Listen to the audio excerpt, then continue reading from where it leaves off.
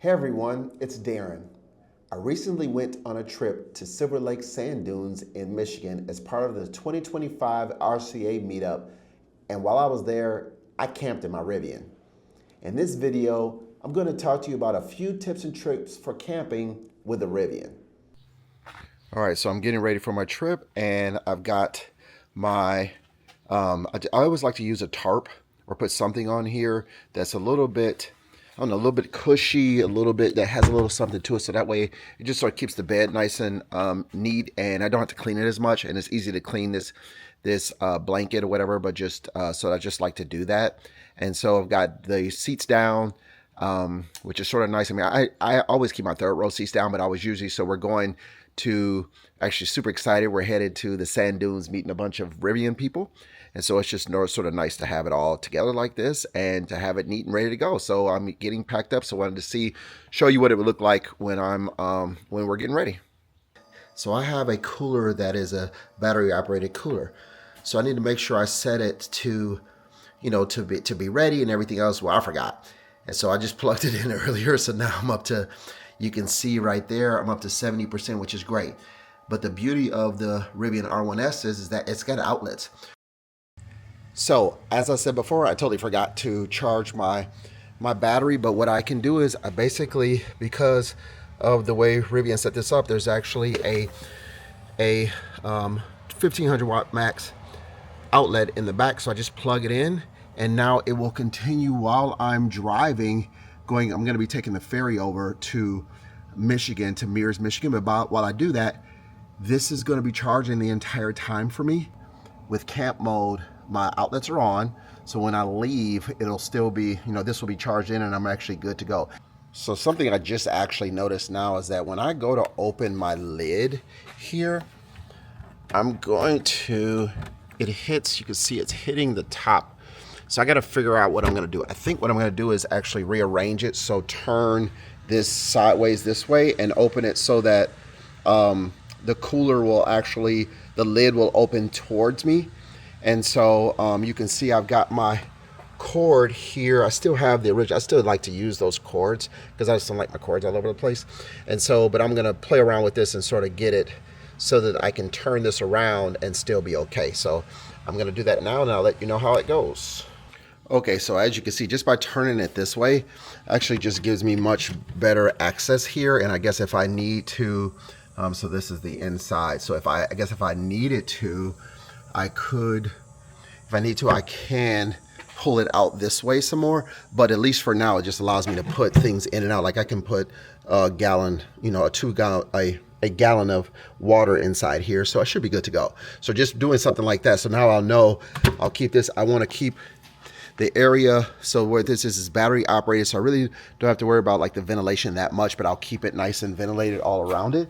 But it's just a simple solution for me. By just turning it one way makes it much easier for you to access it. One of the things that I want to do is we're doing this event where we're actually going to be we're grilling for people, and so not grilling, we're cooking for people, and I'm cooking sausages. And one of the things that I wanted to do is, for me, I want to use a regular grill and I want to use charcoal. But the problem is when you're traveling, like, how do you do that? How do you create a scenario where you have charcoal? So I have a chimney, and with the chimney, basically it is like this, and you basically put you put something on the bottom there, like something to burn, like paper. Then you put it in like this, and then put the charcoal inside there and burn it. The thing is okay, how do I bring the charcoal? How do I transport all that? And how do I have something to burn? Well, the thing I thought of was, why not just take a brown paper bag, put your charcoal inside of, and then take a brown paper bag like so.